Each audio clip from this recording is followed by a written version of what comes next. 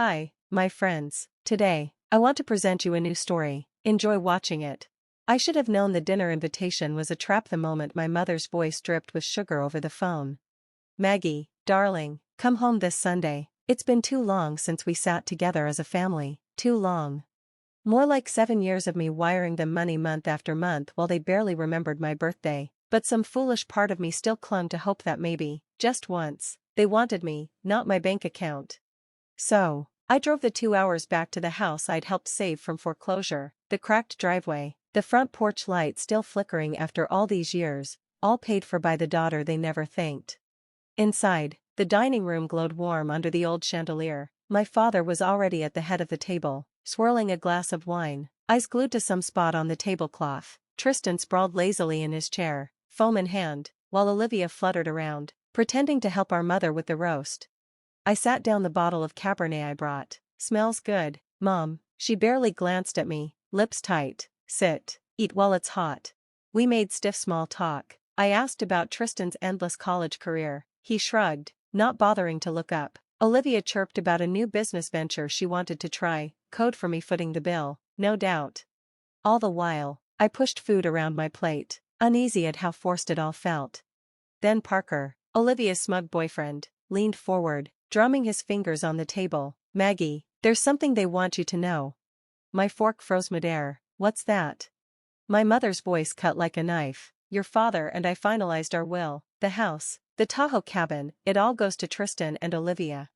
My stomach dropped. I glanced at my father, praying he'd laugh and say it was a misunderstanding, but he just stared at his wine, silent. Tristan smirked. Don't look so shocked, sis, you're doing fine on your own, you don't need it. I swallowed the rising anger. I paid off this mortgage, Tristan. I covered your tuition, 5 majors worth, and the Tahoe cabin. I pay for every inch of its renovation. Olivia twirled her hair, eyes glinting. Well, maybe you should have saved your money. The roast on my plate turned to ash in my mouth. In that moment, surrounded by flickering candles and greedy eyes, I knew this wasn't a dinner. It was an ambush, and I'd walked right into it. Silence clung to the dining room like a thick fog after my mother's announcement. My pulse thudded in my ears. I tried to swallow the knot in my throat. I leaned forward, my voice low but trembling with disbelief. You're leaving me with nothing, after everything I've done for this family. Tristan snorted. Oh, please, Maggie, you act like your mother. Teresa, you're just mad because you didn't get your way for once. I turned to my father, hoping for a shred of reason. Dad, say something. You know I paid your mortgage on time. Even when you were on the verge of losing your house, I covered the bills. I paid for Tristan's 5th attempt at college. Does none of that matter? He stared at the roast, eyes dull. It's done, Maggie. Olivia propped her chin on her hand, smirking. You make it sound like we forced you. No one begged you to help. My chest burned. No one begged me. I remember you showing up at my apartment crying when your lease fell through. I remember the late-night calls when the bank was threatening to take this house. I pointed around the room at the table, the roof, the warm lights, all my doing. And now you're saying I don't need any of it. My mother crossed her arms, voice cold as steel. Maggie, you're selfish, always counting pennies. Family is about sacrifice. Sacrifice. My laugh came out cracked and sharp.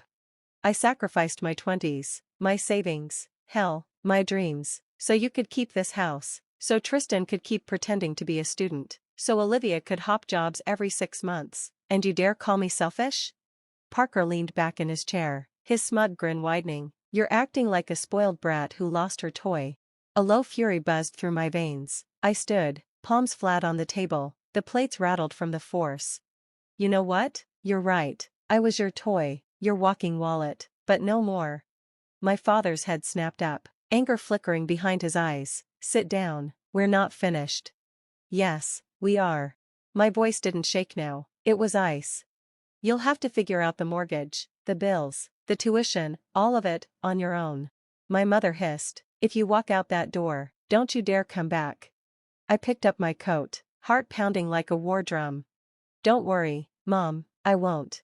I didn't slam the door behind me. I left it ajar so they'd feel the cold draft of the freedom I just claimed. I stood on the porch for a heartbeat, staring at the house, my so-called family's fortress built on my back. It looked smaller now, brittle under the porch light that flickered like a dying star.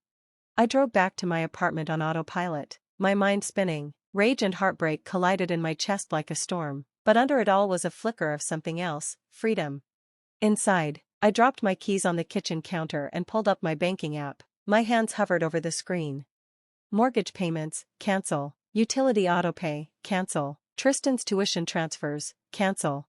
Every click felt like cutting a thread that had bound me for far too long. My phone buzzed before I could even breathe. Mom, Maggie, you can't be serious. We'll lose the house without you. Another buzz.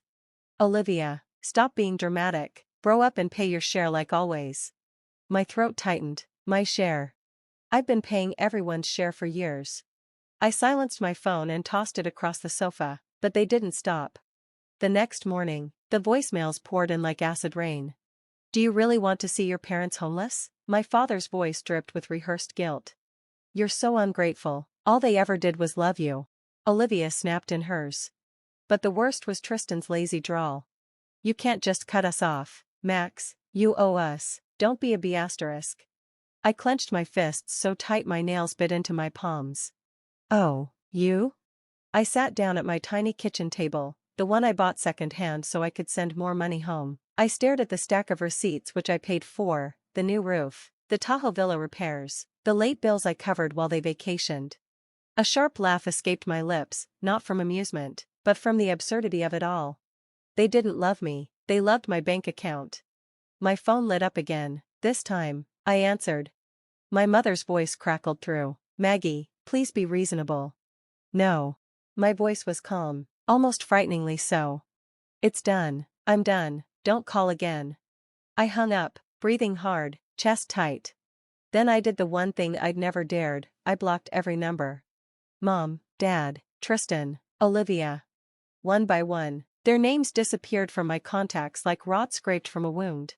And for the first time in years, the silence that followed felt like air in my lungs instead of a chain around my throat.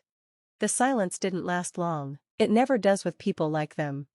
A week after I cut the financial cord, I came home late from work to find the hallway outside my apartment door reeking of chemicals. My stomach twisted when I saw it: thick gray construction foam stuffed into every crack of my front door, hardened like cement. I shoved at the handle. It didn't budge. I was sealed in, or out, like a bad secret they wanted buried.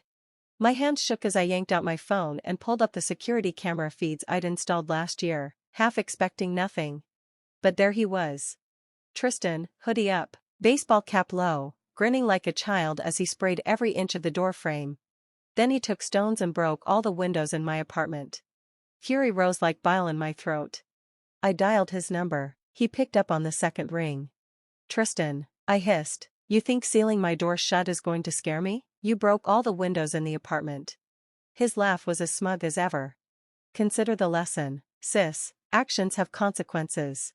You're damn right they do, I spat. I'll show you what real consequences look like. I hung up before he could sneer another word. The next morning, I filed a police report, footage and all. When the officer asked if I wanted to press charges, I didn't hesitate. Yes, and I want him to pay for the damages, every cent. I sent Tristan and my parents an official notice demanding $27,000 for repairs, cleanup, and legal fees. For once, they couldn't ignore me. 3 days later, the money hit my account. No apology, just hush money to make me disappear. But they didn't know me at all. I wouldn't disappear, not this time.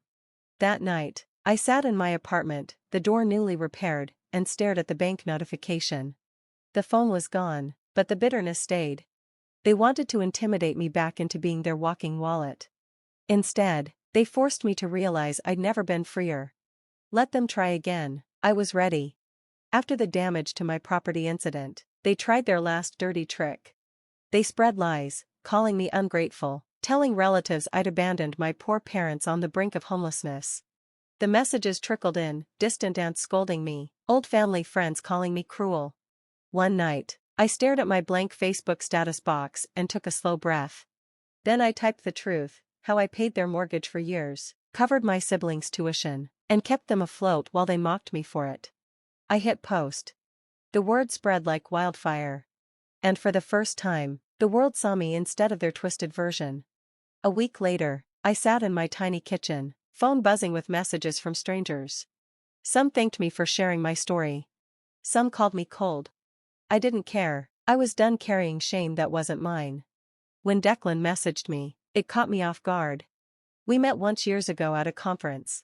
He wrote, "Saw your post, proud of you for standing up for yourself. Coffee?" I almost said no, but something inside me, the part that was no longer chained, said yes. He met me at a corner cafe, the winter sun catching in his kind eyes. We talked about everything and nothing, my family's betrayal, his quiet life, the places we still wanted to see. For the first time, I didn't feel like I had to prove I was worthy of being loved. I was enough. Months passed. I traveled Paris, Peru, places I'd only seen on screens, while sending money back home. I took photos, laughed until I cried, and held Declan's hand on rooftops in cities that didn't know my name. One evening, standing by the ocean, Declan wrapped his arms around me and whispered, "I'm glad you chose you." I looked out at the endless water, feeling the salt on my lips and the warmth in my chest.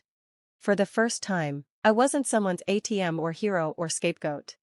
I was just Maggie, whole, free, and finally home in my own skin. I was happy and have finally realized that getting rid of my toxic family was the best gift they could have given me. Friends, what do you think of this story? Write your opinion in the comments. Would you like more stories? Don't forget to subscribe and hit the bell button so you don't miss any videos. See you tomorrow.